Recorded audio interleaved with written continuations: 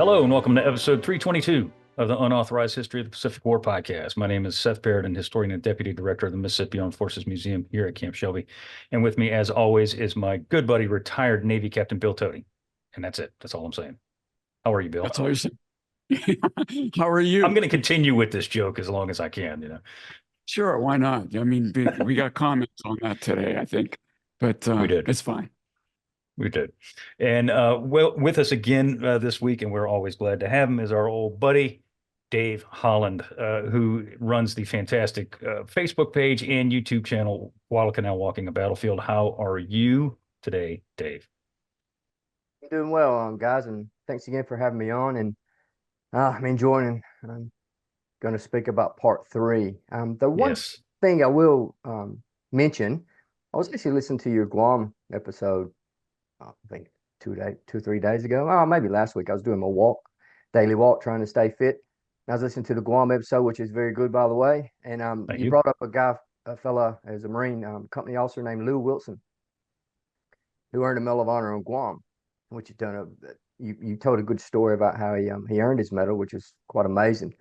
But you left out a trivia part, and I was just waiting for it. And I'm like, oh, why didn't they say that? And probably they don't know it. Maybe because I was a former Marine. This is a bit of trivia. A bit of rock and roll trivia for you. So Lew Wilson, he later became a 4-star general and a commandant of the Marine Corps, which is like great in itself. I don't know if his claim to fame you can say is his daughters was the 80s and 90s rock band Heart, and Patty Wilson. That was his daughters. So You're kidding. I'll throw that in there for a bit of trivia for you. They played for us when we were at the academy. Fleetwood Mac and Hart came and played for us while we were at the academy. I don't remember saying a thing about my dad's a Marine. Where'd he go to school? Do you know? No, I guess if you look up his bio, but when you look up their bios, it just says that their dad was Lew Wilson, and it doesn't mention anything about the Medal of Honor or Commandant of the Marine Corps. It just says he's a Marine officer, retired Marine officer. Well, that's the second rock and roll reference we've had in the last few weeks, because when we did the Mission Beyond Darkness episode with John, talked about retired Admiral Ralph Weymouth. Then he was Commander or Lieutenant Commander Ralph Weymouth. His daughter, when I interviewed Admiral Weymouth at the World War II Museum, and his daughter brought him to the museum, and his daughter is Tina Weymouth, who was the basis for the Talking Heads. So that's also another rock and roll reference there, which is always fun. Yeah. I had no idea. Yeah. Both daughters. It's interesting that only daughters go into rock and roll from the World War II. Must be something in there. Yeah. I'm sure we could find some other references, but yeah, at least in our respects, the girls, and I can understand that to a point, being the father of a girl. Yeah, I got one and a boy, and I can certainly appreciate. I can certainly see my daughter being a rock and roller more than my son, but that's another story for another day. But before we get started with today's episode, as we have and always do, please like and subscribe to our channel, and it helps other people find our show. And if you haven't already done so, please do so. And if you have, thank you. And also, if you haven't already done so, do the same for Dave, as it helps other people find his stuff too. And it is certainly worthy of your time. On with the show. So on September 21st, 1944, the 1st Marines were pulled off the line on Peleliu. Seemingly impenetrable Japanese defenses, unforgiving terrain, merciless heat, and constant driving orders had whittled the once elite 1st Marine Regiment to a shadow of its former self. The regiment had sustained incredible casualties and had been mercifully pulled off the line and sent back to Pavuvu to rebuild, and that's exactly what they would do. The Umer Brogel, otherwise known as Bloody Nose Ridge, still lay nearly unbroken and had taken even more American blood, that being the 7th Marines and soon elements of the Army's 81st Infantry Division. In the meantime, American strategy had absolutely had to change. Banging heads against the impregnable Bloody Nose Ridge simply was not going to work. The island had to be secured, as the Japanese were quite simply draining the blood from the 1st Marine Division, with the old breed not having much to show for their efforts. Deciding to encircle the mountain and strangle it into submission, the 5th Marines, elements of the 7th and the Army's 321st Regimental Combat Team, would do just that. Cutting north alongside the obstacle, the Americans would take what was left of Peleliu and then try and whittle down the stubborn defenses one by one. Last week we talked about the very, very frustrating episode of the 1st Marine Regiment and elements of the 7th as well. And we're going to talk more about the 7th and obviously the 5th today, guys. But in the move north, I have in our notes, Rupertus finally makes the decision to cut the head off the snake, or at least to try and cut the head off the snake.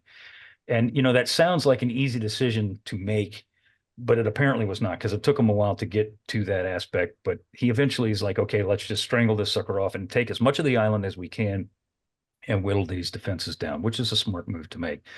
So desiring to move straight ahead and take every inch of ground as the lines advanced like a road grader, had resulted in 73% casualties from the now departed 1st Marines, and had begun to whittle the 7th Marines down as well. Utilizing the 5th Marines, who had been cooling their heels in the south, Rupertus sent them up the island's west road to secure the entirety of the northern portion of the island. Bill, can you pull up your map and show us the west road? Can you demonstrate where the heck we're looking at here? Can you? Yeah, it's going to be right in here, Seth. And again, the 1st Marines were chesty pullers.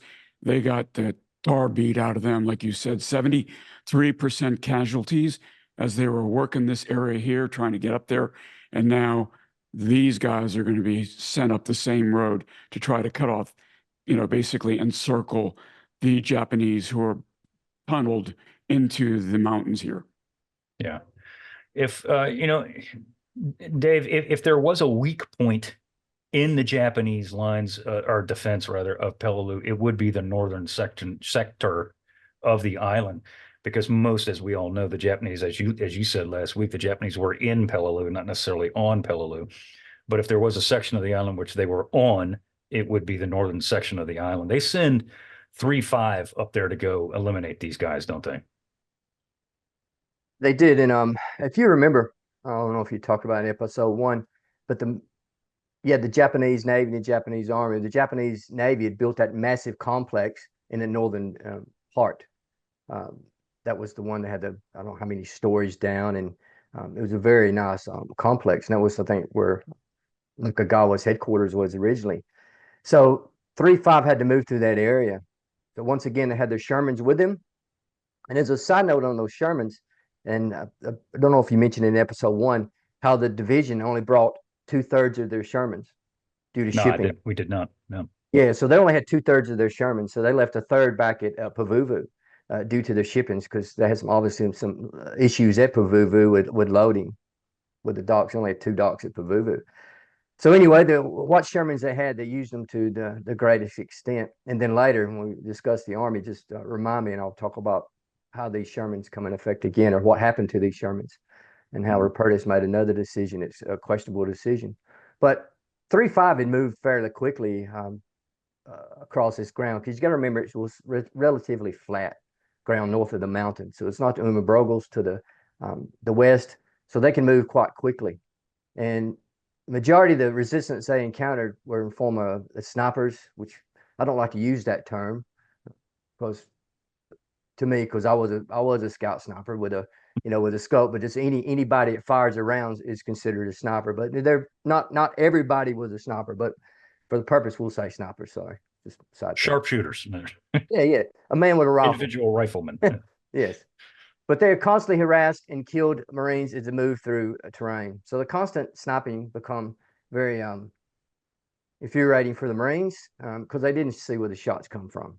And that's like, if you remember, in the first few days of the battle, they wouldn't find a lot of the bodies initially, because some of the Japanese because once again, these are the 2nd Regiment of the Japanese. They're very disciplined. So they'd pull the bodies back into the caves, and the Marines become frustrated. They said, we know we're shooting them and killing them, but we're only finding these sniper bodies. Where's the majority of these, unless they had the mass assaults.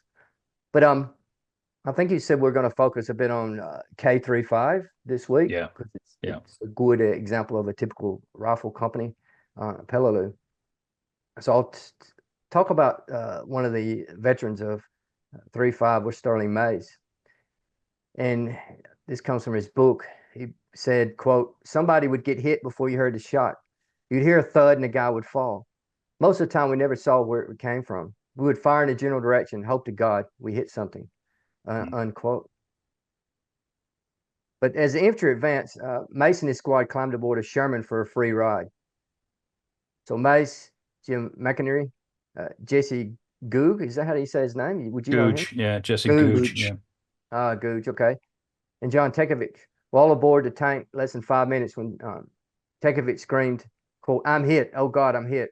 And clutching his abdomen, he was already turning pale. The seconds later, Gooch screamed out in pain as he took a round through his arm. And McInerney banged on the tank for them to stop, and the men hopped off the vehicle, dragging the wounded with him. Lying in a growing pool of blood beside the road, Tekovich looked at McInerney, who he had served with since 1942 at Guadalcanal, and said, quote, "Looks like I'm going to make my old man rich, Mac," unquote.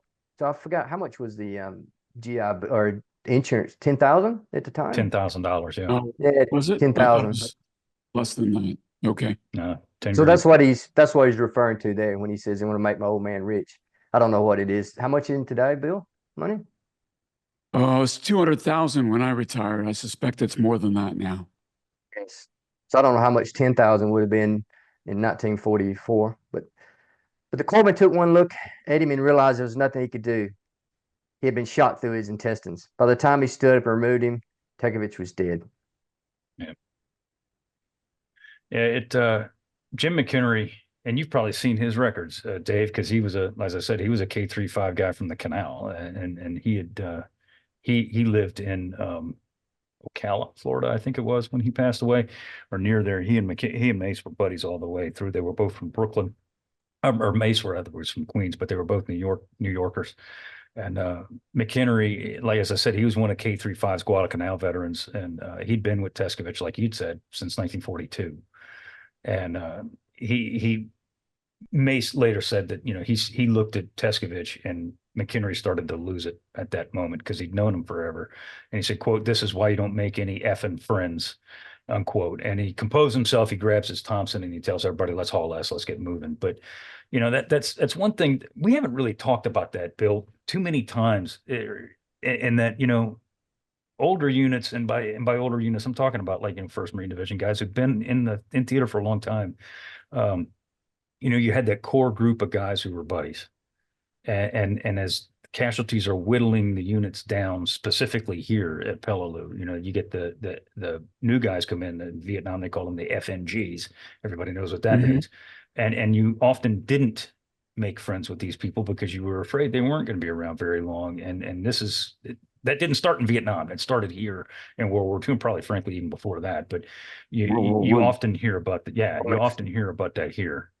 And it was very, very true here, especially through this part of the war in 44.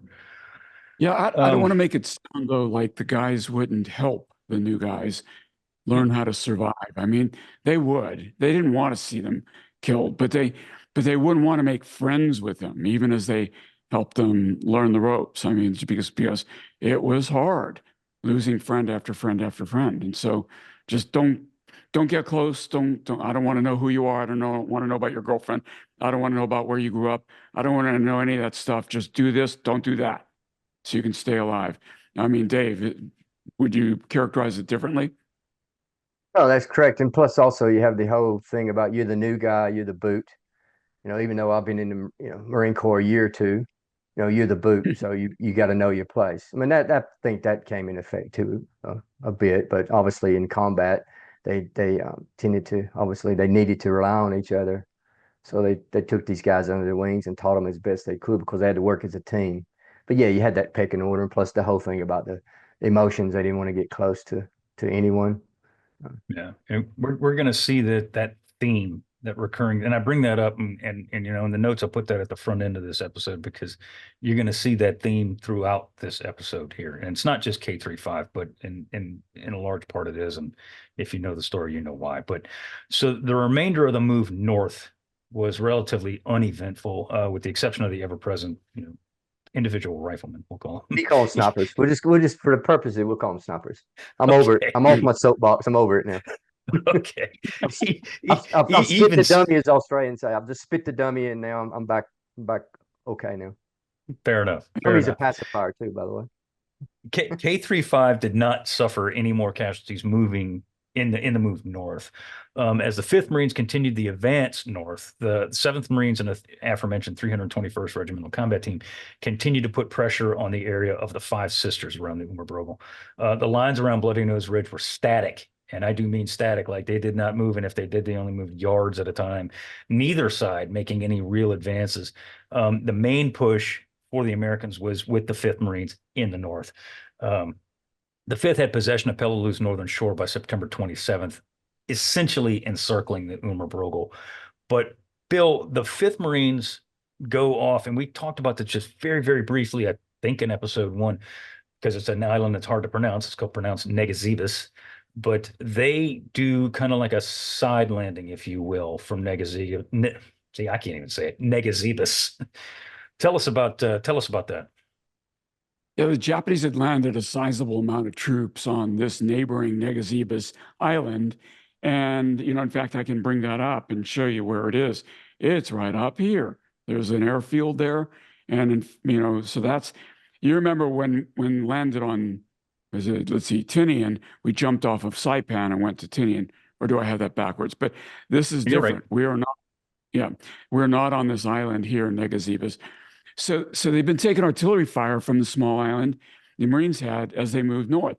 The Japanese have been able to sneak barges from, you gave me the hard words to pronounce here, Seth, Babel Thwape to Ngesebus, right down the Navy's blockade.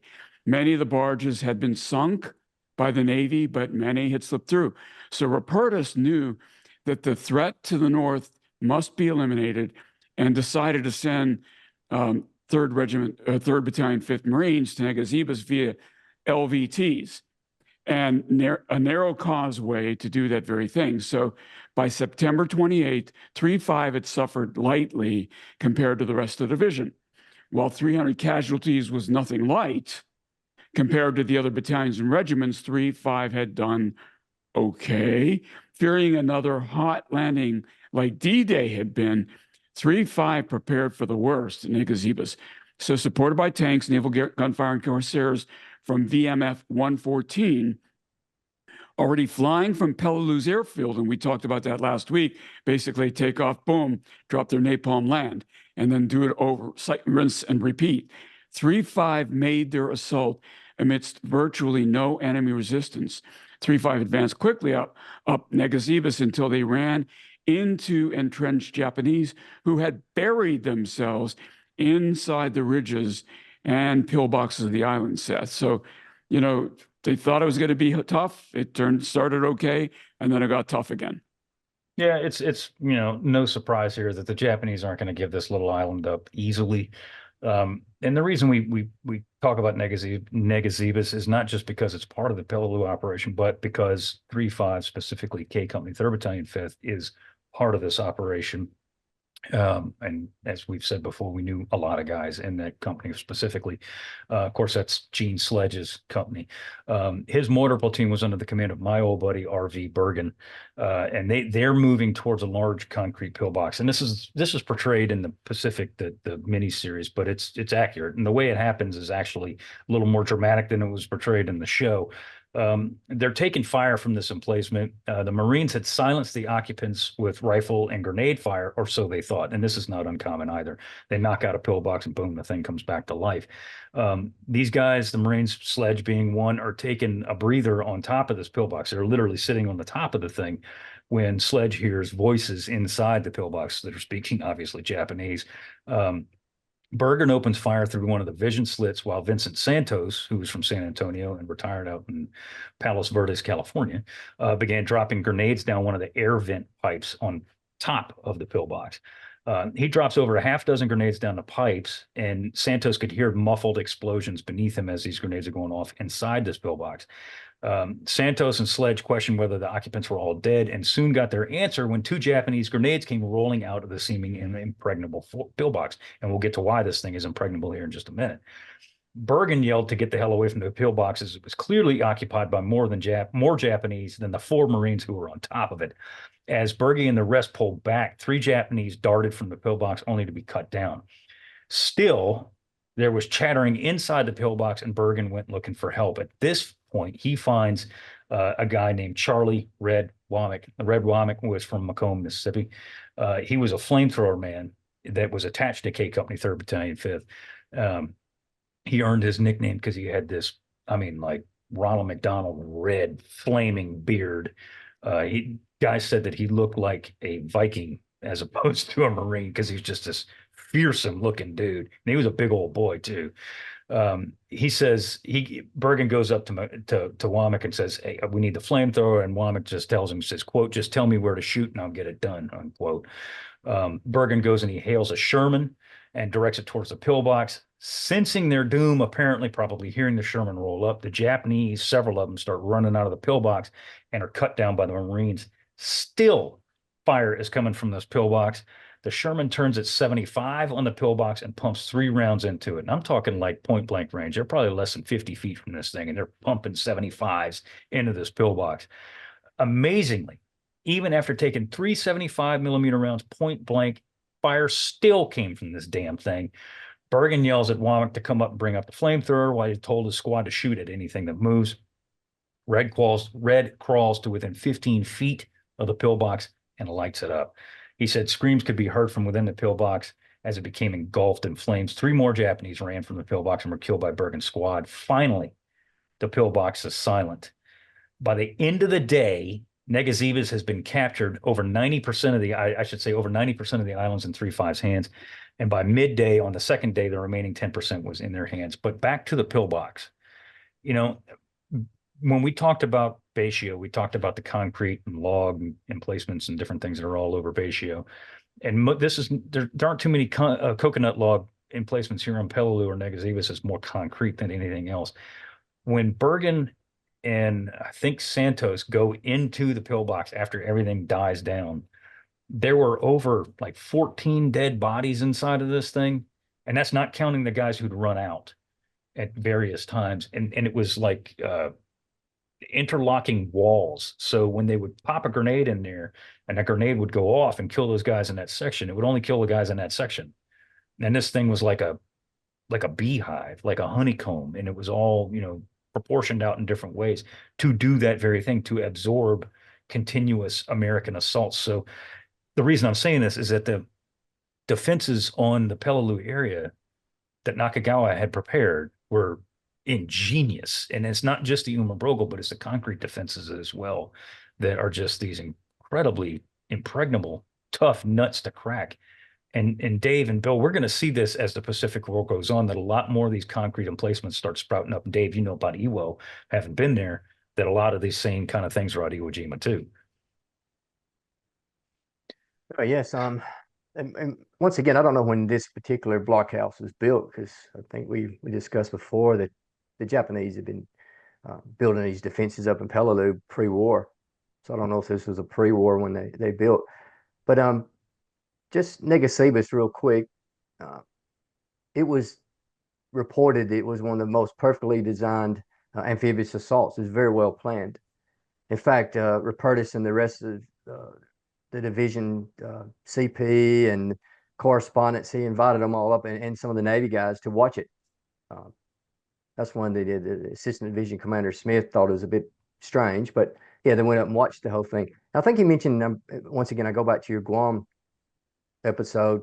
I think it's Guam or anyway, you're talking about point blank naval gunfire when they're bringing in the ships in close, like they did at I think you mentioned Normandy too, but I think you mentioned, I forget which admiral, but the 8-inchers, you bringing them in point blank, and that's what they did at Ngesebus. They brought them in point blank, and they had the aircraft flying in, so it was a very well performed operation and very well planned. And I think we'll discuss a bit later in the podcast about the planning of the 5th Marines and who was behind all the planning of the 5th Marines. So they planned this one very well.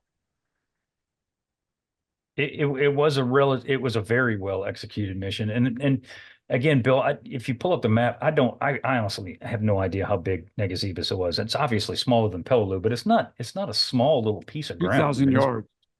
Yeah, 2,000 yards from one to the other. So it's a mile. Okay. Yeah, it's small. Okay, so it's roughly about half the size of Batio, I guess that would be. ish, I guess. Yeah, I think so. The tanks leading too. When the tanks led, and they which was pretty good. They led with the tanks this time. The tanks hit the beach first and prevent a lot of fire. Yeah, So the armor support is definitely a big help here. So after 3-5 is done on Ngesebus, essentially within 36 hours ish, they think that and the scuttlebutt says that they're going to go back to Pavuvu, that their part in this operation is over. And of course, as we all know, that is grossly inaccurate. They ain't going back to Pavuvu right now. That's for damn sure. Yeah. As we've gone through this operation, we've talked a lot about 1st Marines. We're going to talk a lot more about 5th Marines today. One unit that we've neglected, and not for any reason aside for the fact that we've just been focusing on others, is the 7th Marines. But Bill, the 7th Marines were heavily engaged in this fight for Peleliu, obviously. Tell us about some of the actions that they're going through here, too. Yeah, because they're trying to hit Omerbogel again. So the 7th Marines have been bashing their collective heads against the mountainous wall for about 8 days since the 1st Marines had been relieved. The fighting for the 7th had been going exactly as it had been for the 1st, right? Different. We said last week, same verse, or a different verse, same as the 1st. Little to no gains were made at the cost of many Marine lives, initially sending the 7th to attack the same targets that the 1st had hit. Rupertus realized that the going would be much the same. Initial assaults against the Omerbogel by the 7th had netted some early gains, masked by smoke screens and supported by Shermans. The Marines of Alpha A17, they didn't call it Alpha in those days, made decent progress. Japanese opposition was light, and it was first thought that the enemy may have pulled back. Once the Marines began to climb the slope of Walt Ridge, however, the Japanese threw a blanket of mortar fire on the Marines, forcing them back to their starting positions with casualties behind them. Further down the line, 3-7 ran into similar opposition, supported by naval gunfire tanks and flame-throwing LVTs.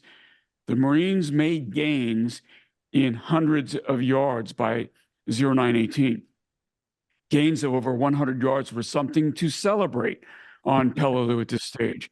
Gains were made here and there along the lines as the toll on Japanese began to mount. Even though a Japanese in the open was a rarity, continuous Marine artillery, mortar, and naval gunfire began to take their bloody toll.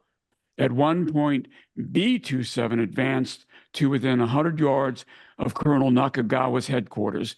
Inside a box canyon, however, the Marines were forced to withdraw under the cover of smoke as they took heavy fire from 3 sides. Not good to be in a box canyon. It was infuriating game of gain and lose over and over again, Seth. Yeah. And there's one guy that we're going to talk about him today, but he's kind of out of context, and we have to talk about him because Dave, you've mentioned this, and I knew the guy, but he is a legend.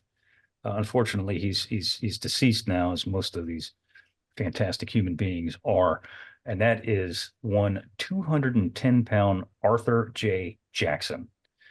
Art Jackson, he was known as Art to his friends, of which I'm very proud to say I was one. He had moved to the Pacific Northwest just before high school. He attended high school in Portland, Oregon. He was originally from Cleveland, Ohio, where he lettered, no surprise here, being a 210-pounder in football. In 1942, Art worked with a construction crew in Sitka, Alaska, building a naval air station. On his 18th birthday, he went back home to Portland, Oregon, and joined the United States Marine Corps. After completing boot camp, Art took specialized hand-to-hand combat training in the combat conditioning course led by a veteran of the Canal. Excelling in everything in regards to infantry combat, Art was initially selected to be a 1919 gunner. However, and I remember him saying this, he hated the thing because it was heavy, and he said he hated to carry it. However, he requested and was granted permission to be a BAR man. He carried the 1918. Well, I don't know if it was a 1918 or it was an A2. Regardless, it doesn't matter. It was a BAR, it's Browning automatic rifle, and he joined an infantry squad, which he obviously excels at. Do you know a little bit about Art Jackson, Dave? Because you brought him up in our text messages back and forth. well, I don't know that much about him, but once I started reading about him, I thought, man, this guy is what we used to call in the Marine Corps a stud. Yes. Stud, S-T-U-D-D, stud with an extra D. Yeah, so he's I started reading about and I started looking him up a bit. He he'd earned a letter of accommodation from General Curtis on a place called Hill 660 at Cape Gloucester. Once again, shows the great guy he is. He carried a wounded buddy named Fred Rigby from a hill all the way down to the aid station under fire. Rigby unfortunately later died. A devoted lover of John Browning's automatic rifle, the Browning, as you discussed, the BAR, he knew how to use the weapons to its maximum effectiveness all the time, saying, quote, I was a good AR man. I love that weapon, unquote. He did. Yeah, he did. He on the Umer Brogel, and we're going to get to his Medal of Honor story in a minute because it's amazing. But on the Umer Brogel, Art was awake in his carved out hole on the ridges when out of nowhere, 4 Japanese appeared in front of his position. Art said, quote, I never saw him, never heard him either. Just all of a sudden, here they were, unquote. Opening fire with his BAR, he killed 3 outright, nearly cutting 2 of them in half with the weapon. The 4th man, missed by Art's fire, jumped on top of Art and tried to take him down, which was a bad idea for the Japanese. Because again, even in his 90s, when I knew him, I'm a pretty big guy, and Art was huge. Like, he was significantly larger than I was. He recalled, quote, I had a good 50 pounds on this guy who was on me. He didn't stand a chance, unquote. He grabs the Japanese. Art threw him to the ground and clubbed him to death with his BAR. And I'm not making light of this, but again, if you knew Art, you'd understand why, it's kind of humorous when you think of a small Japanese jumping on the back of this very large individual. Somehow in the melee, Art is hit. And I do not know how the hell he was hit. I do not remember what he said. I asked my buddy down the hall, Tommy Lofton, who knew Art better than I did, if he could remember, and he couldn't recall either. I went back and looked at his interview, and he never mentioned as to why he was hit. I don't know if it was shrapnel, if he took a knife. I don't know. Regardless of this, he is hit, and he's got to be carried off the ridge by the Marines to make his way to the beach for evacuation. And I remember him saying that when he was being carried off of the ridge by these other 4 Marines who are, dehydrated and weak anyway, they were fussing him the whole way down because he was huge, and they were carrying this monster down these ridges under fire, by the way. And we're going to get to the stretcher bearers here in a few minutes. So, and while that story is impressive enough, Bill, that's not the best part of that Art Jackson story. And I'm going to hand it off to you here to tell us about his Medal of Honor action that actually occurs before all this happens. Yeah, earlier in the campaign, I think it was D+3, Jackson's I-37 were busy clearing one of the small islets of Peleliu named Ngermokovo, right? Did I pronounce that correctly? I don't know, man. Ngarmoked. Yeah, Ngarmoked. Yeah, his platoon was being held up in their advance by Japanese in pillboxes. Art's platoon sergeant and platoon leader had both been killed by the interlocking fields of Japanese fire. Trapped and isolated by the Japanese pillboxes, Jackson and his platoon mates were in a really bad spot. Taking it upon himself to see if he could alleviate the problem, Art hugged his BAR and peered over a shell crater to get a look at where the Japanese fire was coming from. Seeing a narrow depression that looked like it led towards the Japanese positions, he decided to see if he could do something. He figured that if he could follow the depression to the base of the pillbox, he could fire into it and throw grenades if the Japanese didn't see him first. Art had 13 BAR magazines and a handful of grenades. Asking a Sergeant Scheid for TNT and more grenades, Art began to make his way down the depression. By moving out into the open, he would be not only exposed to enemy fire, but in a spot where his own men could not provide covering fire for him. Nevertheless, he moved on, sliding around the ground like a worm. He got near to the position and jumped up, ran in a low crouch closer to it. As yet, the Japanese had not seen him. Crawling the rest of the way, he got within a foot of the firing aperture jammed the BAR in the aperture and dumped the magazine, one magazine. Bringing up the rear was Sergeant Scheidt with satchel charges and Willie Pete, white phosphorus grenades. Art threw 3 to 4 white phosphorus grenades into the pillbox and took cover on the corner as the grenades went off and burned everything inside. As the grenades went off, Art took the satchel charge and threw it into the aperture, then turned, stood up, and ran as fast as he could. The explosion was tremendous. And as he said, quote, "It shook the ground like hell and hammered me with concrete pieces," unquote. The blast killed at least 35 Japanese in that one position, Seth. Yeah. And the amazing part of it is that as impressive as that was, he wasn't done. He had just begun kicking ass. With that position knocked out, his Marines moved forward. Not finished, as I said, and now with his buddies providing covering fire, Art made his way to 2 more positions nearby. He knocks those out, repeating his actions from earlier. He'd dump a magazine and then throw WP into the positions.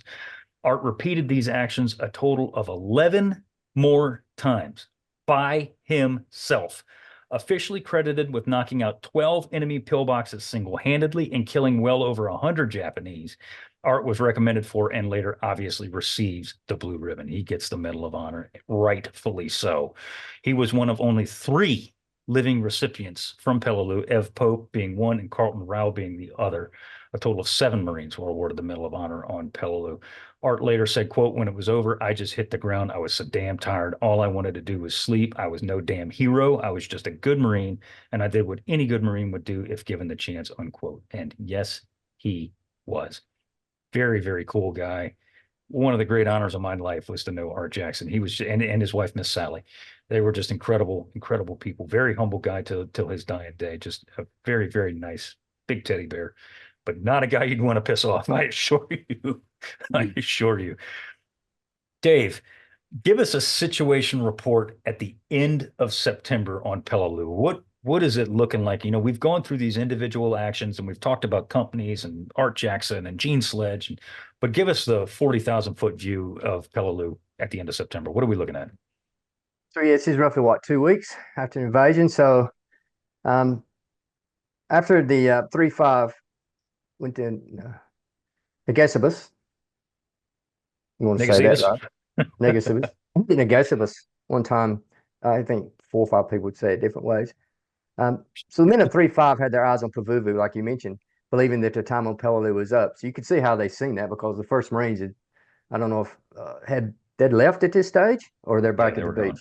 Yeah, they're gone. They're long gone. So obviously they had that in mind. They go, look, we've done our time. Let's go. So that wasn't the powers to be, as the reporters and the division staff said, no, that's not going to go. So the brothers in 1-5 and 2-5 were fighting in the north, just like them. So 3-5 couldn't leave the brothers. So they moved in position to support the 7th Marines attack on Umabrogel. So the 5th Marines were by far, as Bill mentioned before, the freshest of the Marine regiments on Peleliu.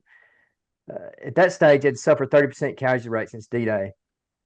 But once again, the 7th Marines had roughly about a 45% and a 70% by the 1st Marines. And when we say the 70% by the 1st Marines overall suffered about, I think, over 54%. The 1st Battalion of the 1st Marines suffered over 70%. That was Ray Davis's unit, so they almost was wiped out.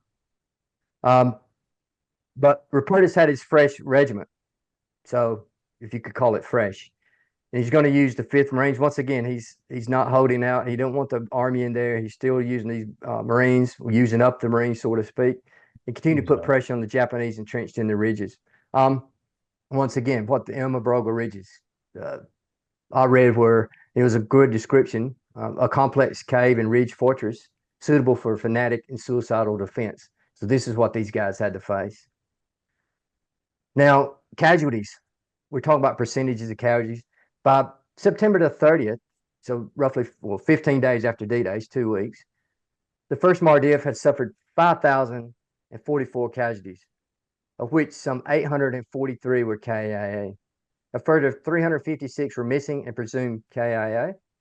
81st Division, which we'll cover in a few minutes, had suffered 46 killed in action, 226 wounded action, and 7 missing in action for a total of 279. So I think we mentioned it before in the last episode or the first episode that you're thinking 18,000 Marines. Well, that's not really much. But then when you narrow it down to 9,000 of the frontline infantry, and then the 9,000 frontline infantry, you probably narrow that down a bit more because they're not the infantrymen, the riflemen on the front line, even though the other infantry guys are suffering.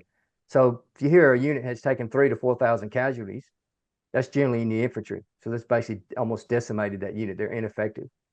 And then I think it's probably a good time to bring up at this stage, they're pulling the cooks and the bakers and the support personnel and pulling them up.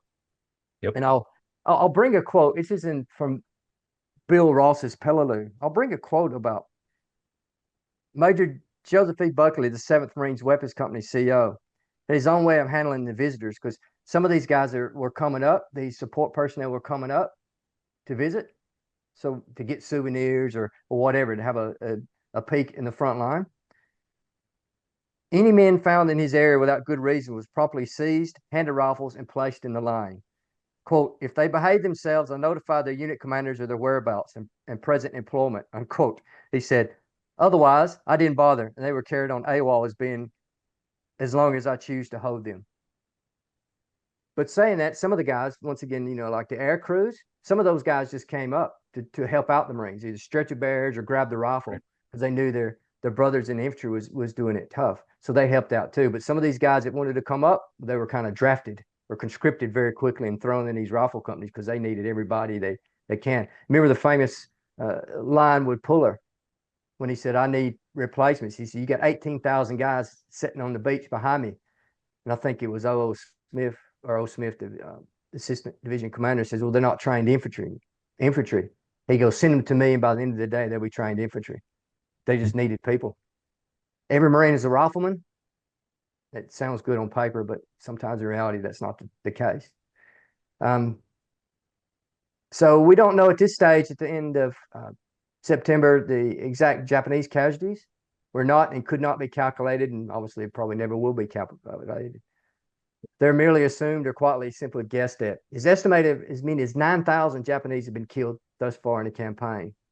The prisoners mostly Korean or Okinawan, and they numbered about 180.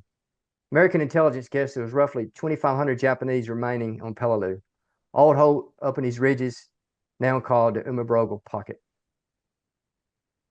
Yeah, and as we'll see, that guesstimation by American intelligence is actually pretty dang accurate. They're pretty close to that. And I read, I'll be honest, actually, I read as to how they got that estimation, and I frankly don't recall. But I mean, it's eerily accurate, actually.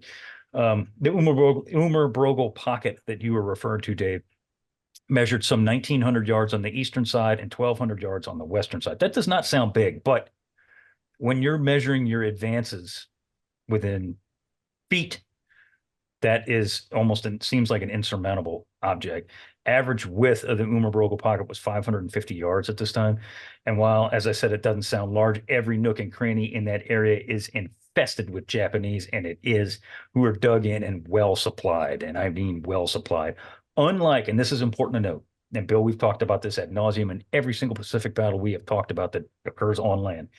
After a while, the Japanese start suffering from lack of supplies. Mainly, it's usually lack of food and ammunition. That is not the case here. These guys, because they're inside of Peleliu, as Dave said, they've got an abundance of everything. The only thing they don't really have a lot of is drinking water, but they wind up getting that because Nakagawa insists on rain barrels, and it does rain on Peleliu. But this is one of those rare Pacific battles, Bill, where the Japanese are well supplied. And I mean, they could have held out forever because of their supply situation. Yeah, Colonel Nakagawa could have cared less that the Marines had pushed him and his men back into the pocket, because his command post was a 2-chambered cave, some 40 feet deep. And the way these caves, the walls were kind of overlapping, so guys could scoot around. So explosions on one side wouldn't penetrate to the other pocket. But guys could quickly reinforce if an explosion occurred and, repopulate these pockets. So to top it off, Nakagawa had constant radio communications with Japanese General Inoue on Koror via underwater oceanic cable. He was prepared to hold out for a very, very long time.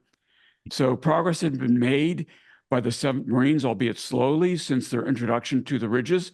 By October 1st, Boyd and Walt ridges were firmly in Marine hands. Yet the east road of Peleliu, and I'll show you right here, we're talking about going up this road here. The east road of Peleliu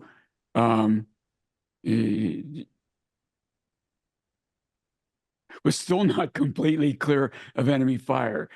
Still, the Marines pressed on and paid for the capture of many of the ridges in rivers of Marine blood. So, for example, 3-5 moves south to take up positions facing the internal cave filled with the internal cave-filled ridges near the Five Sisters, the very same mass of crevasse and crags that had bled the 1st Marines to death weeks earlier.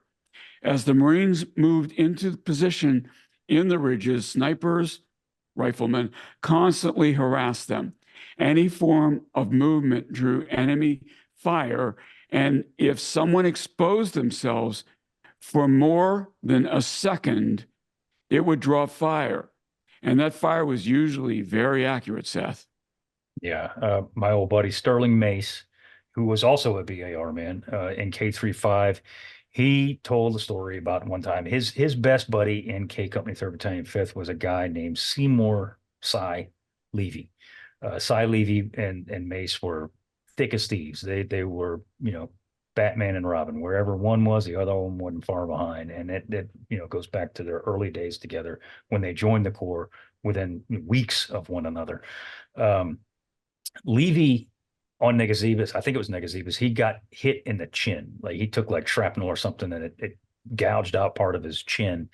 And he was walking around wearing this big white, well, by that time it wasn't white, it was probably filthy bandage on his chin from this wound that he had sustained about 2 weeks before they move into the ridges.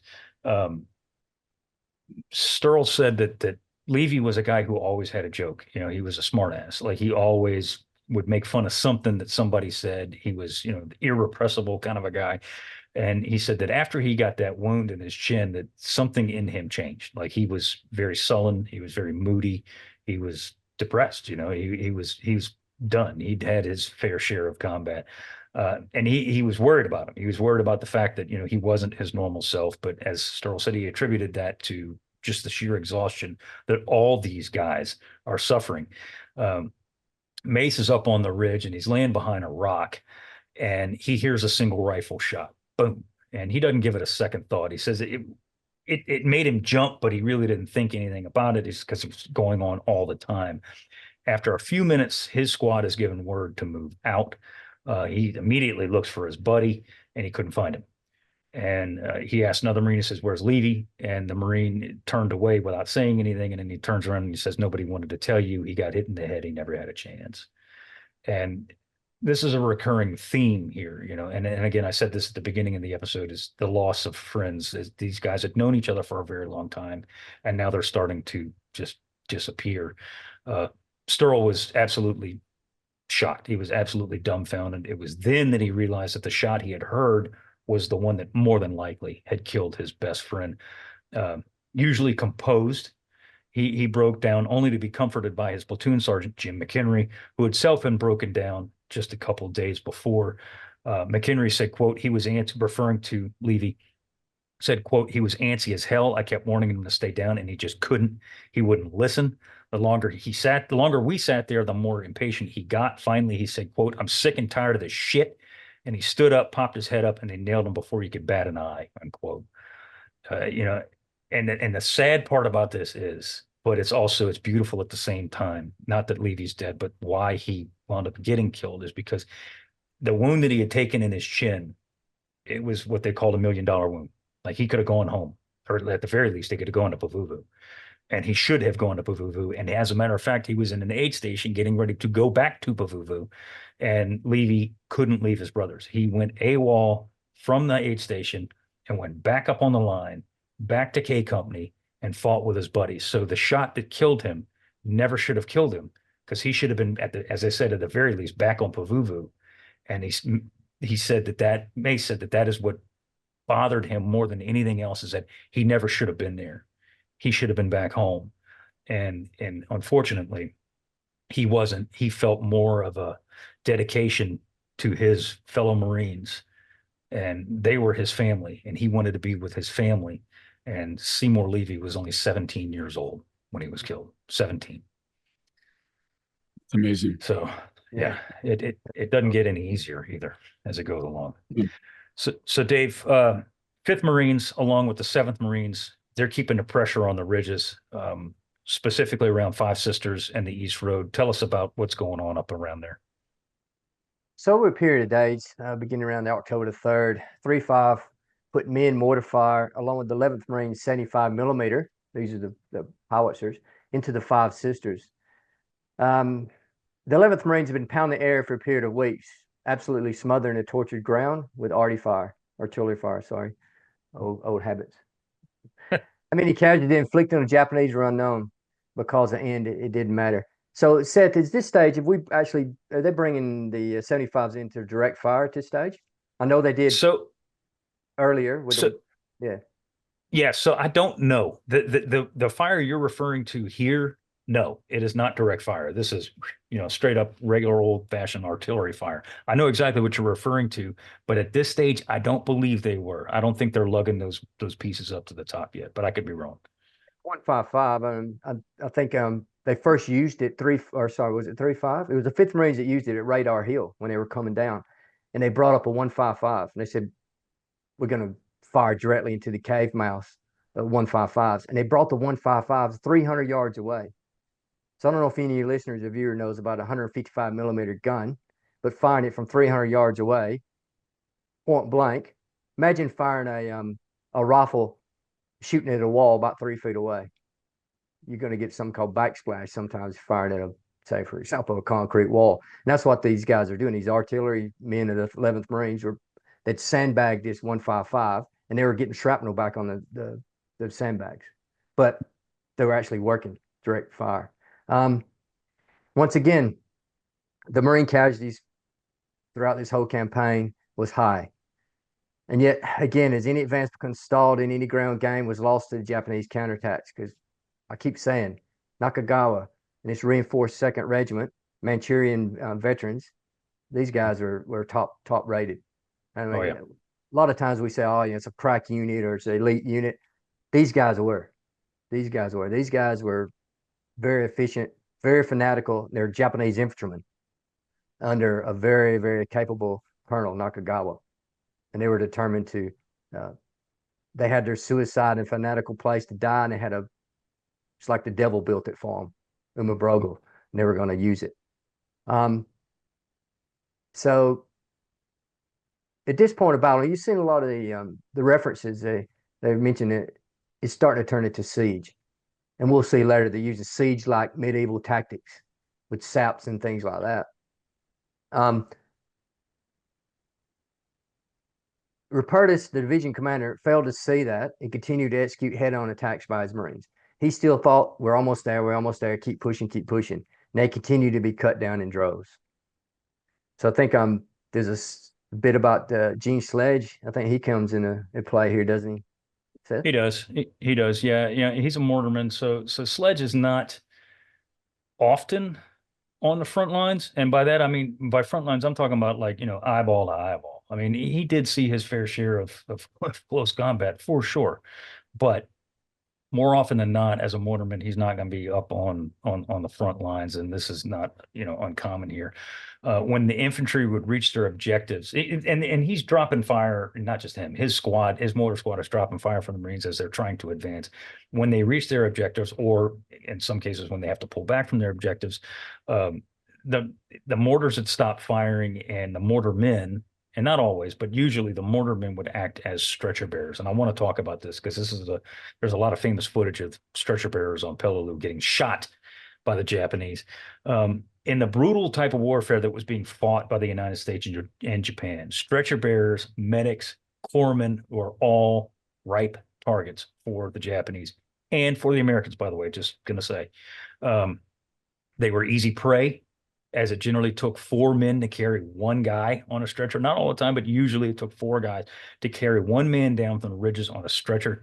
Those men moved at a snail's pace down the treacherous slopes and were often picked off by the ever-present Japanese snipers. Gene Sledge said, quote, "My heart pounded from fear and fatigue each time we lifted a wounded man onto a stretcher, raised it, then stumbled and struggled across the rough ground and up and down steep inclines while enemy bullets snapped through the air and ricochets whined and pinged off the rocks.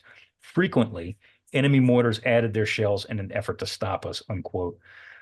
Bill, the stretcher bearers would often marvel at the composure of these wounded Marines, which is just astonishing. But tell us about some of these stretcher bearers and the things that they experienced. Yeah, well, if the wounded Marine was conscious, they would often exhibit extreme gratitude and seemed at ease. I don't know. Sometimes you get this feeling that, okay, I'm alive, I'm home, kind of thing, right? Often exhibiting extreme confidence in their saviors, the men carrying the stretcher.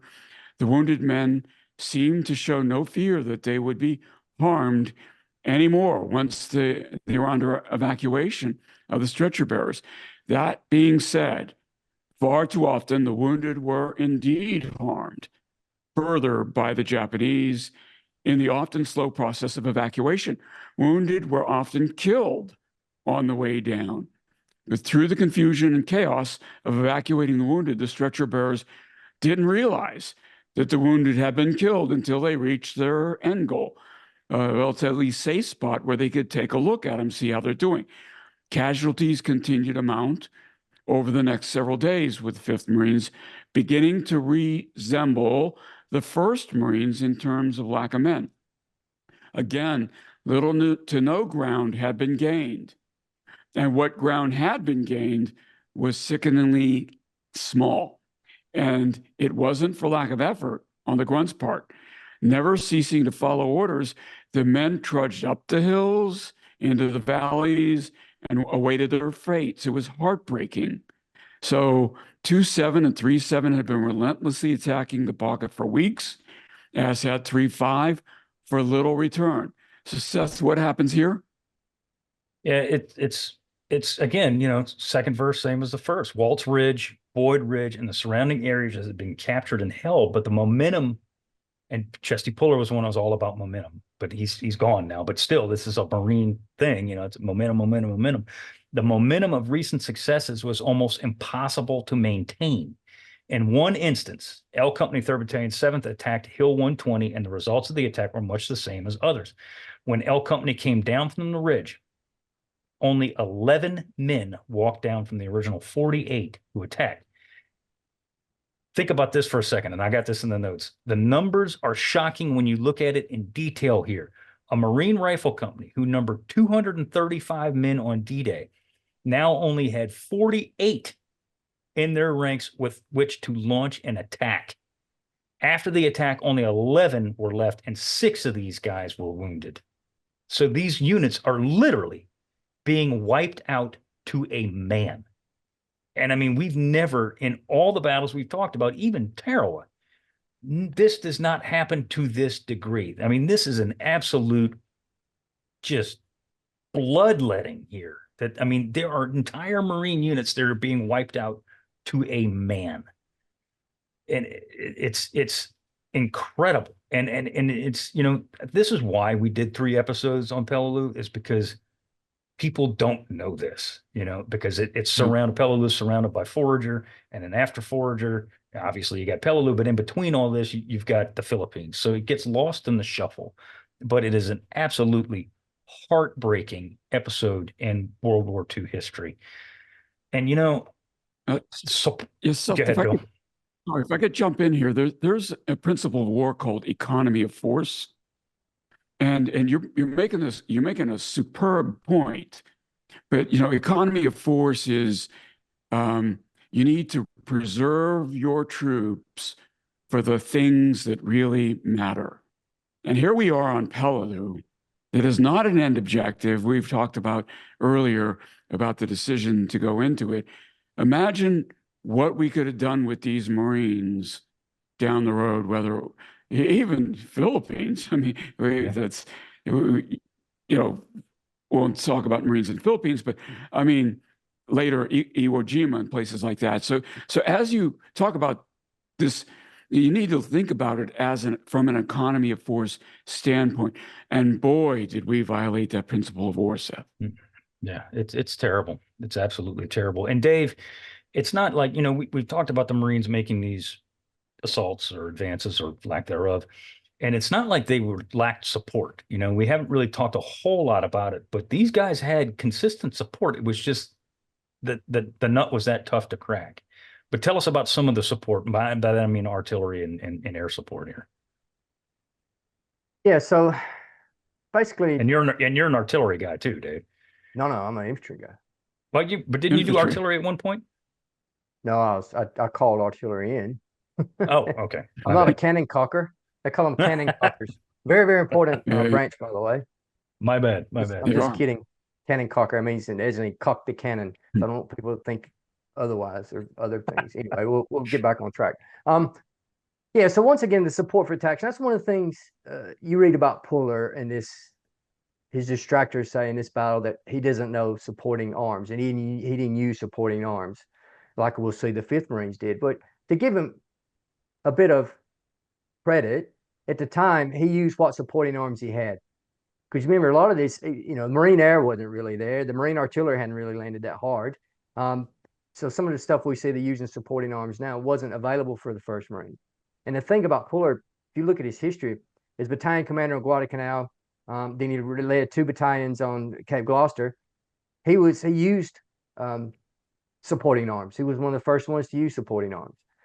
So they're starting to work there, getting more support there, more support on the ground. Then they're starting to use them, especially Bucky Harris in the 5th Marines, who's the colonel of the 5th Marines. They're starting to use this support and using it to advantage. They're starting to think it through. So artillery was there from day one. I don't think they had the 155s on the ground, but they had the 75s and the 105s. Air support too was there. I don't want to cover your ears, Bill. So the naval air support in the first few days were good, and the Marines liked it. But when I think it was the 24th of September, the Marine Air finally landed. And the Marines loved their Marine air support because the whole Marine Air Wing is designed for close air support. I mean, every Marine officer, a pilot is trained to be an infantry commander. They go on the ground, so they know how to do this. And they feel more confident when they got Marine Air flying around. So true. Between D-Day and D+14, the pilots flying from Peleliu's airfield dropped 62 120-gallon napalm tanks on the ridges. Think back to the Guadalcanal days when they're dropping depth charges on the ridges, which a lot of people don't believe. 25 58-gallon tanks were dropped as well. The Corsairs fired some 3,996 rockets and dropped 157 1,000-pound bombs, 968 500-pound bombs, 307 250-pound bombs, and 2,071 100-pound bombs. On October 8th alone, the Corsairs dropped 35,000 1,000-pound bombs on and near the Five Sisters. But once again, as I said, complex cave, Japanese are in it, fanatical suicide defense, they're in the caves, deep down. Once again, I think I read where the airfield was so close when you were talking about these guys are just the shortest combat runs probably in history. But they were so close, some of the shrapnel they were dropping was coming straight back on the airfield. Imagine that. Close air support, you're dropping your bombs, and then the air guys on the ground are copping flak. That's just crazy. So napalm, you mentioned the napalm tanks, 120 gallons and 58-gallon napalms. Napalm had been first used to wide use on Tinian. just a couple months before. And the Marines liked the results of the napalm. And Bill, you can get into the physics of napalm here if you want to. And it had been looked at as a game changer, for situations like this. However, on Peleliu, it did little to nothing. Japanese prisoners later remarked that the napalm just made a big whoosh noise, and they felt the heat, albeit significantly dissipated, deep inside their subterranean defenses. The one thing napalm did do was to burn off what was left of the vegetation on the Umerbrogel, and you can see this in the pictures, which was, as I put in the notes, a double-edged sword. The lack of foliage would allow the Marines to occasionally see the Japanese, and did not allow the Japanese any cover in the open, but it also did the same thing for the Marines. So they had no cover as they're trying to move up to these locations, so they're constantly taking fire. No or very little vegetation left them wide open and vulnerable to any and every shot fired. Bill, we haven't gone into napalm into great degree, but it is a nasty, nasty, nasty weapon. Well, obviously it burns people, but it also sucks the oxygen, quite literally. That expression is used figuratively all the time, but it literally sucks the oxygen out. And it can also create kind of a vacuum by consuming. And so those three factors, the concussive effect as well. So it has a whole bunch of different ways that it can kill. But if this tunnel system has multiple essential air vents, basically, because there's multiple entryways into the tunnel system, the sucking of the oxygen out doesn't have the intended effect. And so, because there's another way for the oxygen to get pulled back into the tunnel system. So it's replaced, replenished. So yeah, if the fire doesn't get to them and there's multiple entry points for the oxygen, it's not going to have much of the intended effect. It's something that has a bigger concussive effect might be a more appropriate weapon. By the way, there's a science to this, and it's called weaponization. And weaponeers decide what the best weapon is given the size and scope and scale of the tunnel system. That's a modern science. There are professional military people who do this for a living, but I think it was just basically hit and miss back in these days. Oh yeah, I don't think there was much of a science to it at that point yet. No. I think that comes later after we capture all these places and start literally digging into them and seeing it. But exactly what you were saying, though, Bill. I mean, when you got a honeycomb of caves, which is what the Umerbrogel was, and you knock out theoretically one cave, if that one cave is being fed by 5 others in terms of oxygen, it's not going to kill all those guys as the napalm is intended to do. So, no, that was excellent. That's why I threw that one at you for sure. So yeah, without even warning me. Sorry. That's all right. All right. That's what I'm here for. So, Bill, I'm John Madden. A little more than John Madden.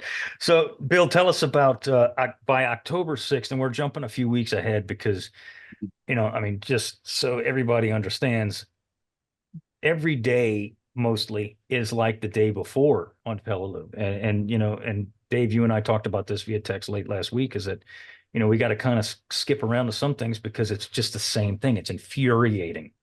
That it's over and over and over and over again. It's frustrating as all hell. But Bill, tell us, by October 6th, the 7th Marines had faced basically the same fate as the 1st, not quite as bad, but they're in dire straits. So again, there's a conversation between Geiger and Rupertus. Tell us about this. Yeah.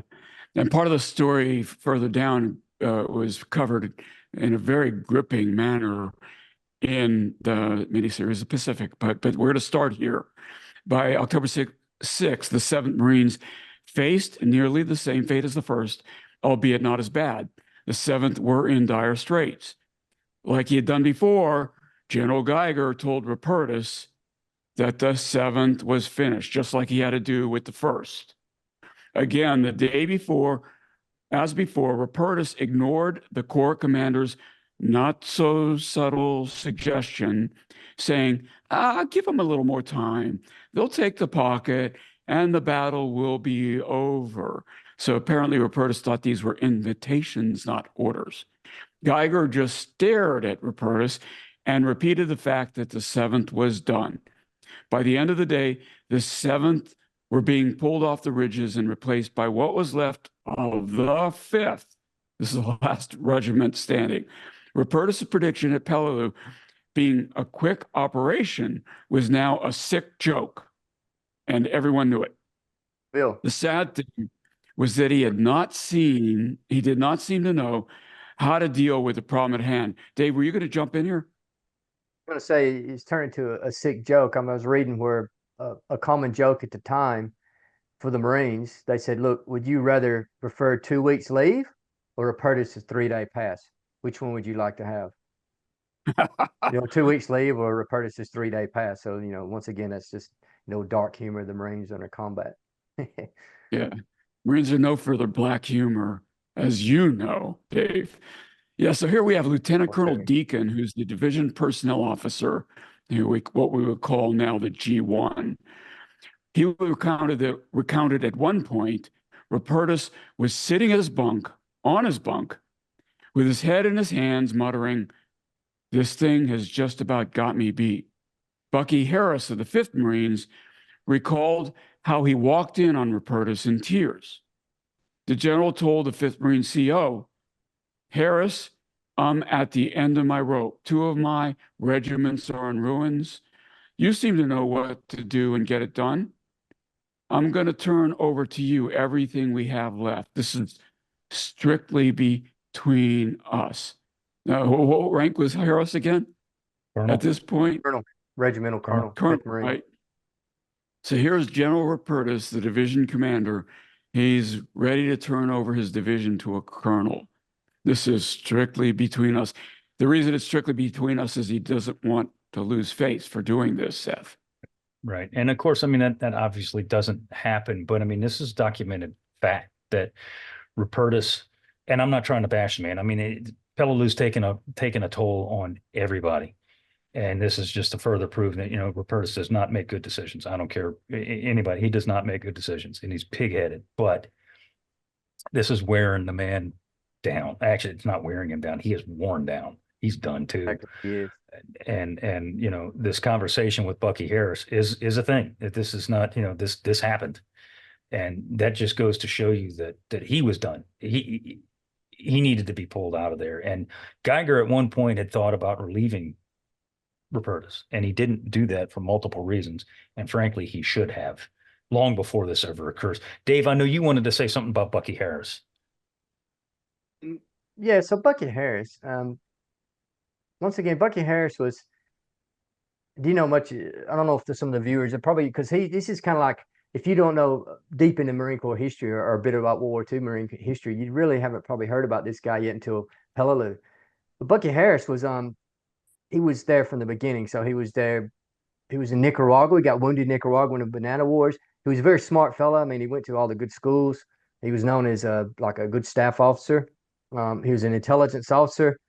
And then Rupertus had him as the intelligence officer, and he also worked into the plannings on Pavuvu for the division.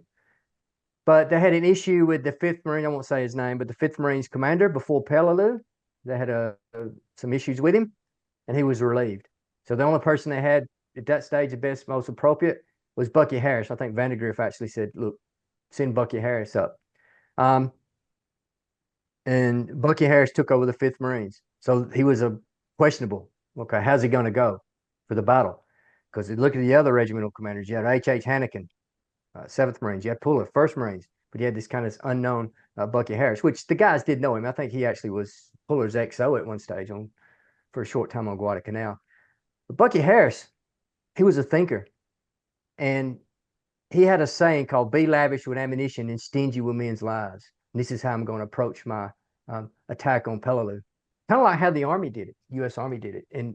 But Marines momentum for a certain reason. But Bucky Harris started looking at it and thinking about it. But I have to mention his XO, which they were a great team. Lou Walt. We mentioned Walt's Ridge. Probably should be called Pope's Ridge, but right. Lou Exactly. Walt. Now Lou Walt, having an XO like Lou Walt, who was a thinker, and then you had Bucky Harris, who was a thinker, and once again, Ngesebus is a good example of their planning. But Lou Walt, initially in the first few days, I think second day, 3-5, had lost their battalion commander and their XO.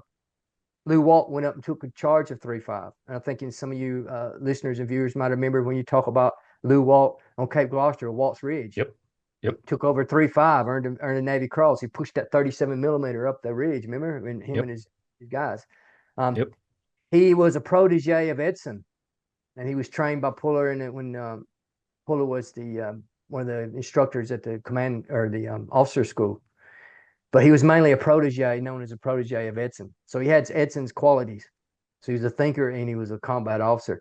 Because Bill would know about this, and plus, I guess anybody in the civilian world would know. So you have your leaders who are, say, put it in here, your combat leaders who lead from the front like a Puller or Hannikin. They're combat leaders. Then you have your staff officers who are the thinkers. They're probably not the most personable type of a leader. They kind of lead from the rear, right? And they don't walk around the front line, but they're great planners. They're great thinkers. Rupertus was a staff officer type of leader, right? Puller, Hannikin were combat leaders. And generally, to have an effective unit, your CO or your XO, it doesn't matter. One of them's a combat leader, one's an admin guy or staff officer. If you put two combat guys together, they're probably going to fail, like you've seen with Hunt and Whaling and the 5th Marines in Guadalcanal. And Puller always had, he called him an admin guy underneath him as his XO, someone who could think. But sometimes you have those rare men who are both. Harris and Walt were both great combat leaders from the front because their men loved them and they were great thinkers. So, and we'll see why some of the tactics that Bucky Harris and Lew Walt come up with, which that whole emphasis of be lavish with ammunition and stingy with men's lives, because they had the support at that stage to use this ammunition and try to be stingy with their lives and try to change their tactics. And that's a great quote, by the way. That's a great quote.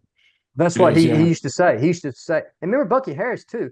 I think day 1 or 2, he was injured because he was in the command post, remember, in the tank ditch, and a round landed, and I think it collapsed on his leg, killed a few guys around him, but really injured his leg and wrenched his knee and leg, and he could barely walk.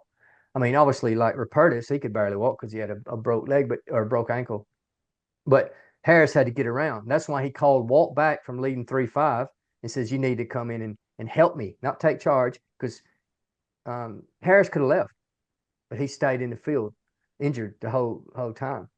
And remember, Bucky Harris, in the initial days, he flew over in an observation plane, and he seen the Umbro when he goes, look, we need to take this in from the north. Told Rupertus and Puller. And Puller and Rupertus basically said, yeah, well, we understand what you're saying, but we have maps too. We can read, we can see. They kind of dismissed him. Yeah. So that's another controversial if I could fill in just a few gaps here. When you said that he was an intel officer, back in these days, intel, that was a collateral duty. So today, an intelligence officer would grow up as a 2nd lieutenant, and they would always be intelligence, and you would never put an intelligence officer in command of an infantry unit. But these days, you were an infantryman, primary duty. You might be an intelligence, secondary duty. And the same thing with the comment about staff and combat, right? Those were not a formal separation. Those were kind of a personality thing. And some guys, some guys are great thinkers, but in order to communicate what they're thinking, they need to be in a command post with really good comms so they can move the chess pieces. And it's really hard to do that when you're up front.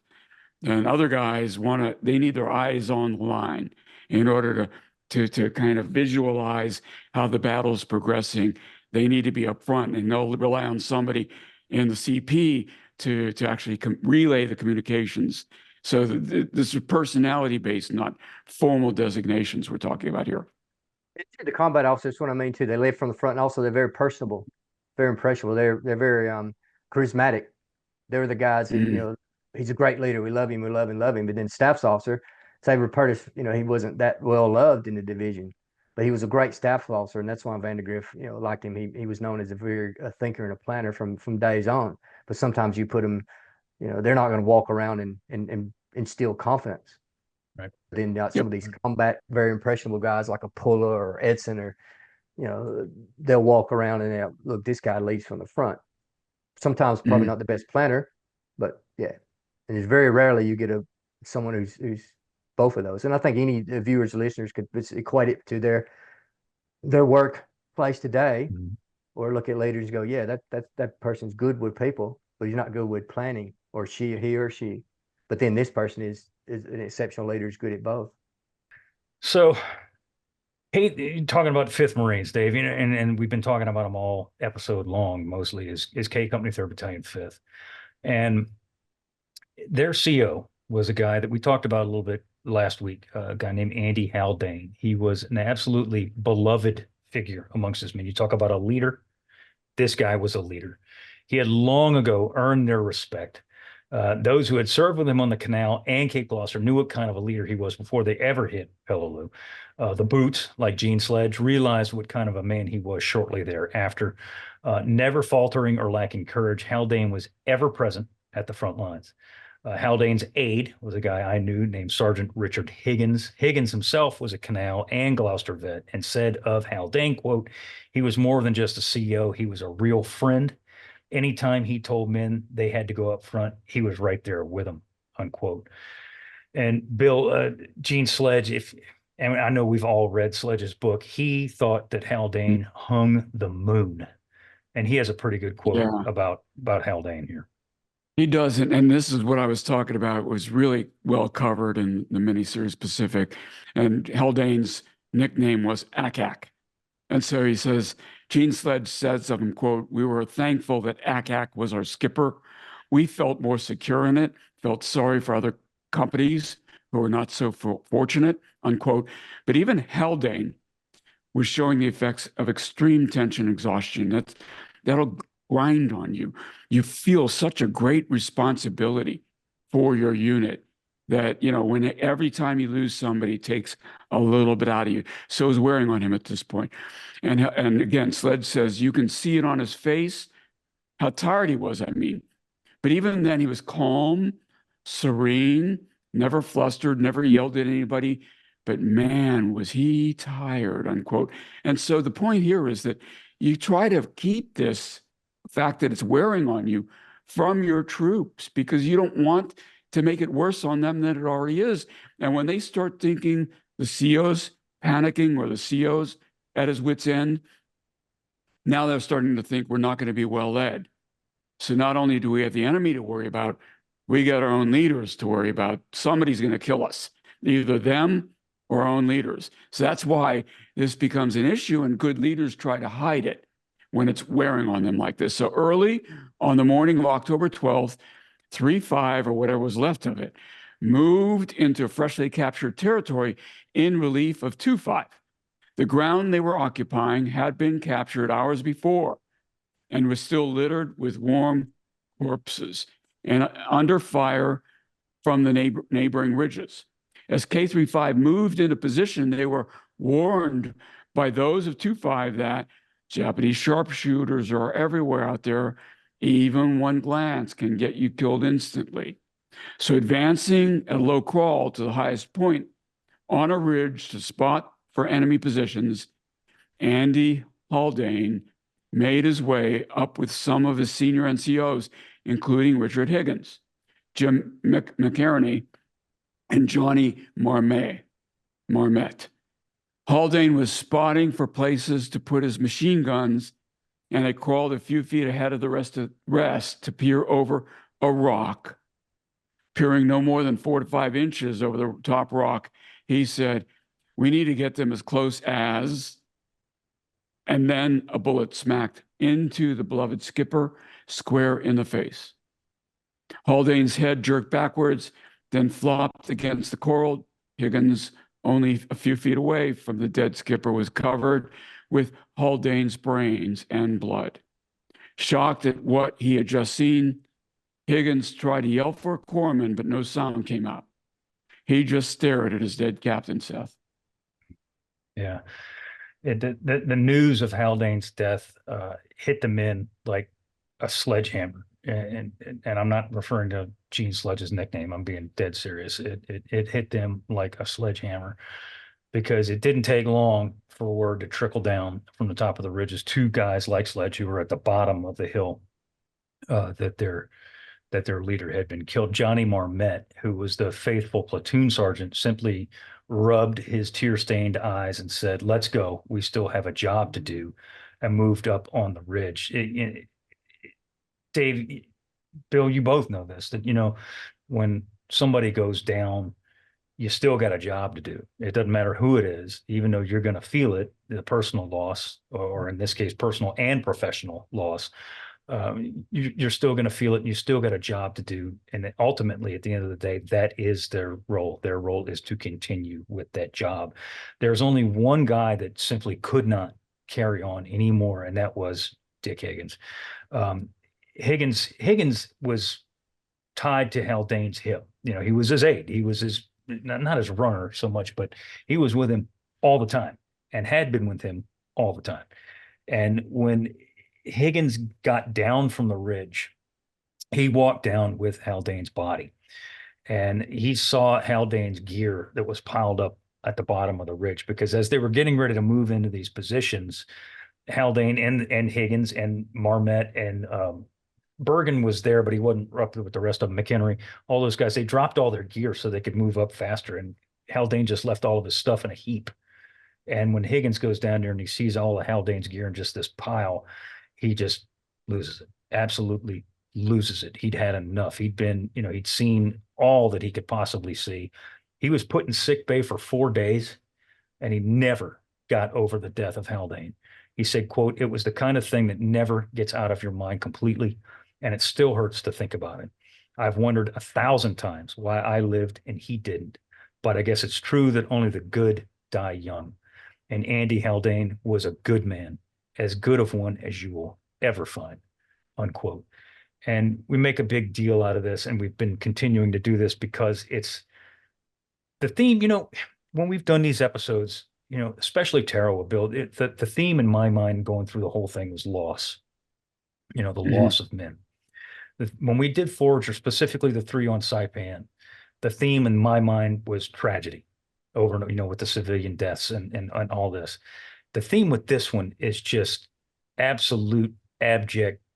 It's a combination of the two. It's loss and tragedy, because it's the loss of so many good men like Andy Haldane for an unnecessary operation. And it's heartbreaking. It really is. It's absolutely heartbreaking. So with that, go ahead, Dave. Just like we said, this is just an example of this one company.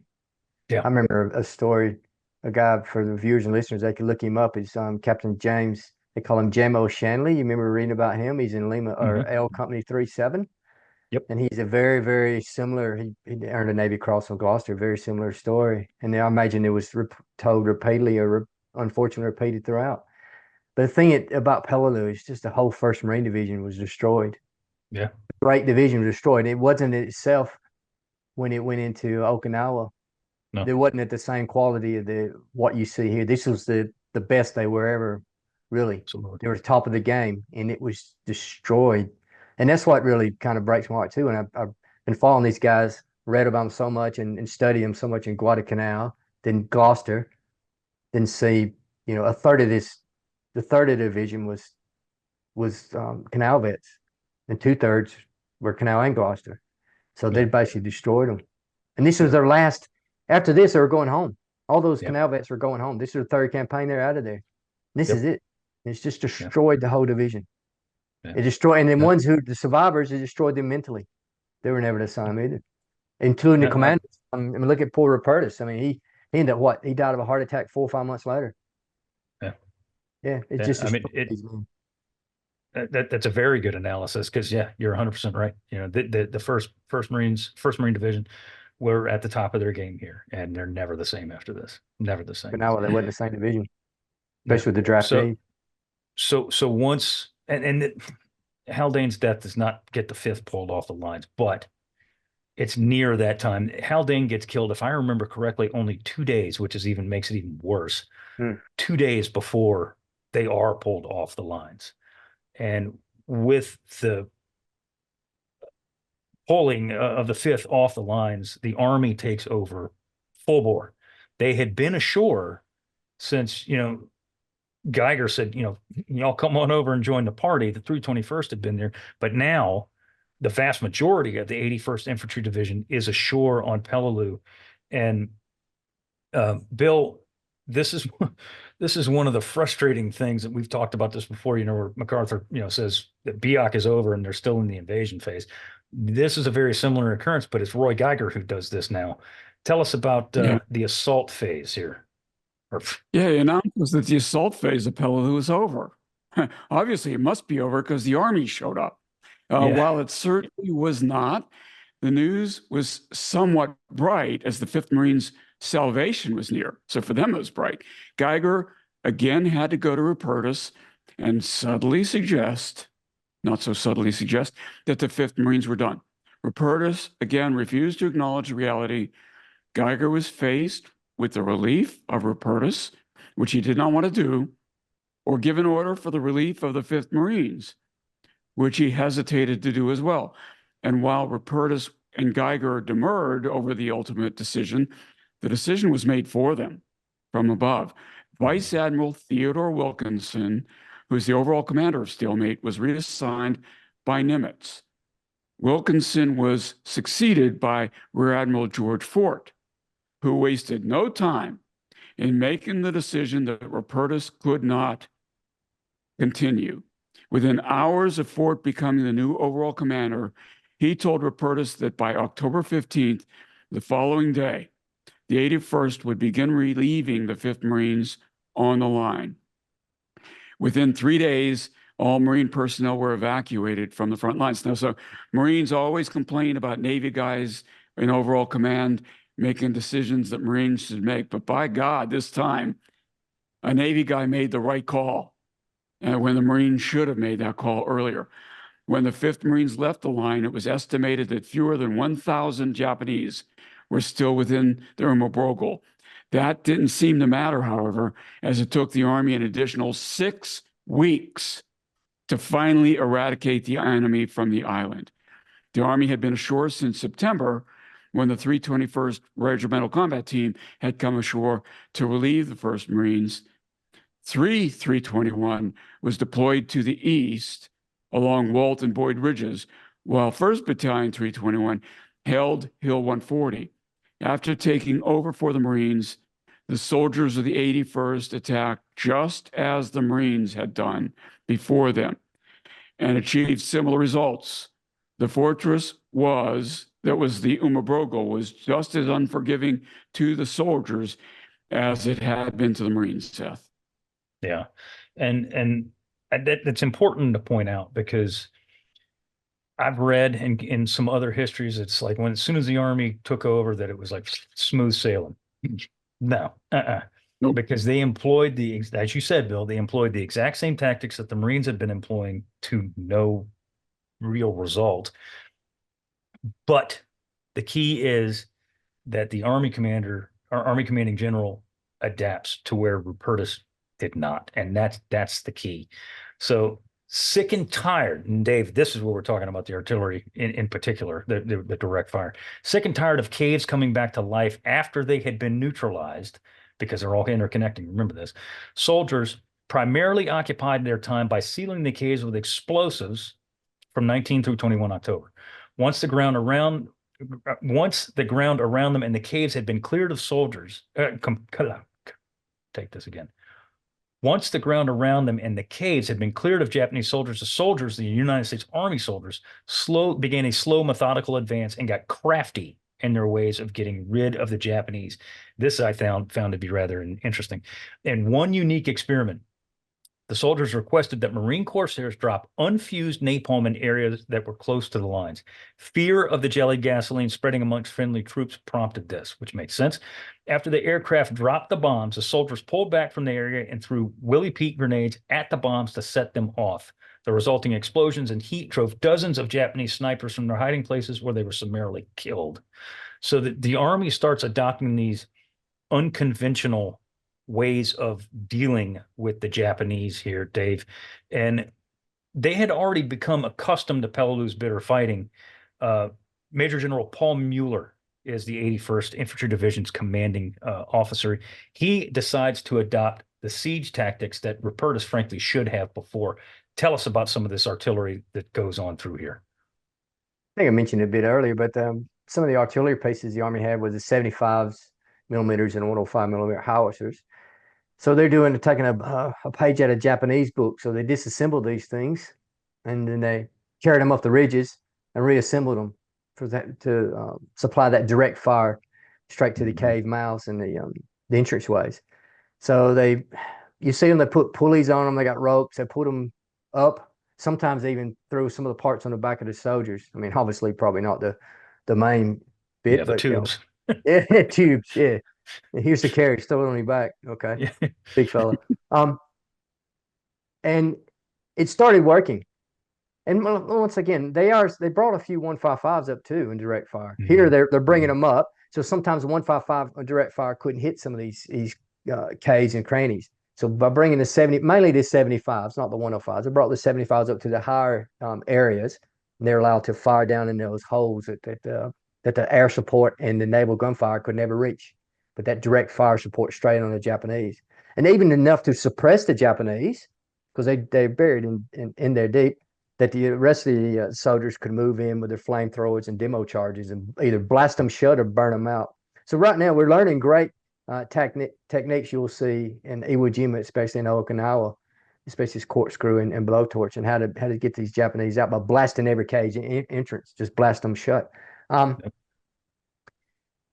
thing what I thought was quite unique, it reminded me back in the old sapping days, the sappers, when they'd move the trenches up when they're doing siege warfare, they'd move the sap, they'd dig a trench, put saps up, which is like at that stage, I think they were like wicked baskets full of sand or dirt.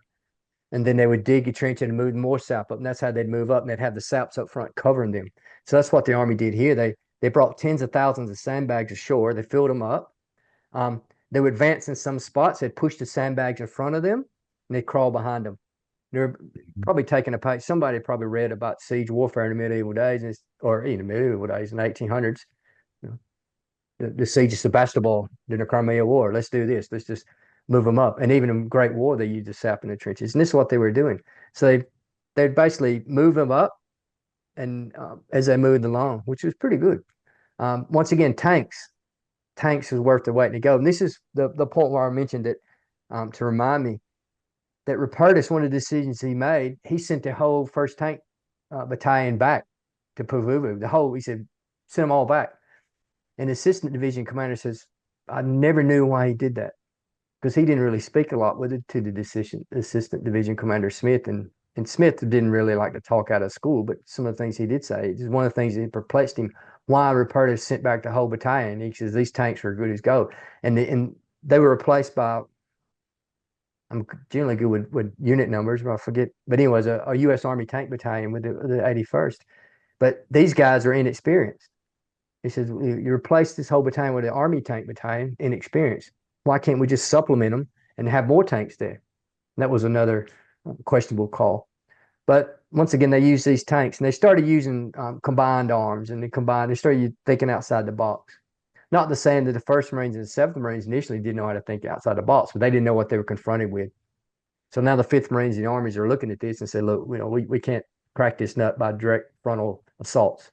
We need to think outside the box, adapt and overcome and improvise. And they started doing it, which was good. So the tactics started working. So by October the 21st, the 321st Regiment had captured the 5 brothers in a horseshoe, and they're being reduced to assistance. The 2 platoon tanks, like I said, they also had some M10 tank destroyers and the LVT flamethrowers. I think some of the guys have seen photos of them or moving pictures of them. I forgot how far they throw their flame out. What, 150 feet? Out there, yeah. It's crazy. Yeah. That's why some of the Marines and Armies would describe you in Barogles as the Dante's Inferno, because it looked like that, especially with the flames going. By 1100, the horseshoe was in Army hands. It continued their slow but successful methodical advance. The Army dug in around the 5 Sisters and brought up searchlights to shine on the Japanese positions. So once again, they're thinking outside the box. The searchlights didn't deter the enemies, however, as they attacked that night regardless of the lights. Their attacks, however, repulsed, and any ground loss was reacquired the following morning. Yeah. So there, on that thread of thinking outside the box, Bill, there is a particularly nasty way that the the dog faces deal with the Japanese in these caves because they can't get to the damn things. Tell us about, and this is ingenious and it's nasty. It's a horrible way to die, but it works. But they didn't think of it until the beginning of November. So pipelines was built from the airfield, a pipeline from the airfield to the ridges. You know, there was some really genius combat engineer who came up with this. Diesel fuel was then pumped through the pipeline and poured into the mouth of the caves. With the aid of a booster pump back at the airfield, then needed a big pump at the airfield, a booster pump to get it up to the top of where the ridges were, and a nozzle. The effect of a garden hose was obtained, said the Army report. The diesel was then lit by Willie Pete, grenades or flamethrowers firing from a distance. Those inside simply roasted to death in the flames. On October 24th, 1944, Colonel Nakagawa radioed his last message to Corps. One final attack was made against American positions that night, and none after that. It was assumed that Nakagawa either died in the attack or killed himself. With that attack and defeat, the 76-day fight for Peleliu was finally over, Seth. 76 days. 3. Initially predicted to be, Not 3 days. 76. Yeah. I mean, that's longer than Iwo Jima. Iwo Jima was 36 days. This is 76 days it took to take Peleliu. At the end of the day, at the end of the campaign, like you'd said earlier, Dave, the 1st Marine Division had been absolutely gutted. In the 30 days of combat in which the Marines were involved, the division lost 6,526 men. Of those, 1,252 had been killed. The infantry regiments each suffered over 50% casualties. 1st Marines lost 1,749, 5th, 1,378, and the 7th, 1,497. The Army's 81st would lose another 3,728 casualties. Most, and I say most, of the 12,000 plus Japanese on Peleliu were killed. Estimates say that 10 to 11,000 or so were killed by the 1st Marine Division during their ordeal. So they eliminated 95% of them. And I say most because in 1947, 26 Japanese emerged from the Umerbrogel and surrendered to American forces in 1947, 3 years after the end of the battle. There's still Japanese living inside this. They're living quite well. Yeah. Didn't hold out as long as the guys on Guam, but yeah, this is something. No, these guys are living quite well. Did you read the story about how the Marines went down and after they got out to inspect their quarters? No. Yeah, they were living quite well. They were well fed. They're well supplied. They had fresh uniforms. They had running the water. And one of the Marines that went down there, this was like 1947. He was a pre-OW, the Japanese during the war. He looked around. He goes, "We never had it like this. These guys are living well." It's just tells you how well designed that fortress of Umerbrogel was. It's incredible. And before we wrap it up, because we're running a little long, but we got to address this. And I just put these 3 brief topics for discussion. First one I got to ask, I already know the answer, but I want to ask, was it worth it? Was Peleliu worth it? What's your opinion? Let Bill go first. I'll be very succinct. Absolutely not. 2020 hindsight, but that's what after action reporting is all about. Go ahead, Dave. I would agree. I mean, obviously hindsight 2020, and even Halsey told him, but there was only 2 days before. End of the day, I mean, it did achieve some things, but it didn't achieve the destruction of a whole Marine division. Yeah, it wasn't worth it. I was going to say the only thing that the Operation Stalemate II achieved was the destruction of the 1st Marine Division. In my opinion, in my professional and personal opinion, that's what it achieved in destroying the finest light infantry division in the world. And they were, because like you said, Dave, they would never be the same after this. Never. Calculated risk for Halsey. Sorry. For Halsey's calculated risk. I mean, was the risk worth it? Wasn't risk. I mean, what the outcome, what you're going to gain from this, is it worth the actual, the outcome? No, it wasn't. Yeah. Oh, sorry, Halsey. Nimitz's calculated risk theory. You can take the risk, but make sure the benefit outweighs the cost. Right. Didn't hear. No, and that's as I say, could it have been bypassed? Yeah. Hell yeah. Absolutely. That's what island hopping is all about. Just like we bypassed a ball. Imagine if we'd gone into a ball. Yeah. Yeah. It would have been much the same. Probably it would have been worse. But I mean, could this island have been strangled on the vine? Heck yeah. Absolutely. Yeah. Good. Yes. What was it a threat to the Philippines in any way? No. It's 800 miles, right? I think it was 800 miles to Leyte. Oh, come on. That nonsense that, I can't believe people are still asking that question. Yeah. And it's just very frustrating. Of all the battles that we've done, of all the campaigns that we've done, this one is the one that literally, as I'm writing the notes, I'm sitting there and I'm just getting mad because it's so unnecessary. And you could we had people say, "Oh, Taro wasn't necessary." Yes, it was. Saipan absolutely was necessary. Tinian, yes. Guam, yes. The Marshall Islands, yes. Peleliu, no, not a chance. And that's what makes it so very, very frustrating. We praise Nimitz a lot on the show, as we should. This was Nimitz's folly. I'd never heard anybody call it that, but this one, there was shared culpability for this one. It's not, but Nimitz should have known better. Yeah. So. Well, guys, is there anything else you want to add before we wrap up this heartbreaking trilogy on Peleliu? I think I've said it all that I want to say, really. I mean, I could talk forever, as you know, but yeah, I appreciate you allowing me a chance to speak about this very important, but not as well known battle. Yeah, well, Dave, it's always a pleasure to have you here. So, Dave, there was one little segment before we wrap it up, and before I give our closing statement here, there was one little thing you wanted to bring up that you found in a book you'd sent me over the weekend. And it was in reference to Peleliu. What was that quote again? I'll read it here. This is when they're basically leaving. So a Marine sergeant from the 7th Regiment, so they're leaving Peleliu. 2 ships appeared offshore 3 days later. The Navy, aka Sea Sturgeon, and an old Dutch merchantman, the Sloterdijk. And the survivors of the 7th Marine Regiment embarked. As Peleliu disappeared below the horizon, a dire sergeant from Hunter Hirsch's battalion, a survivor of the attack on Baldy Ridge, stood at the stern of the Sea Surgeon. He looked back at the island and only mumbled, "Nothing at all, ATOLL." That's what we'll name it. It's nothing at all.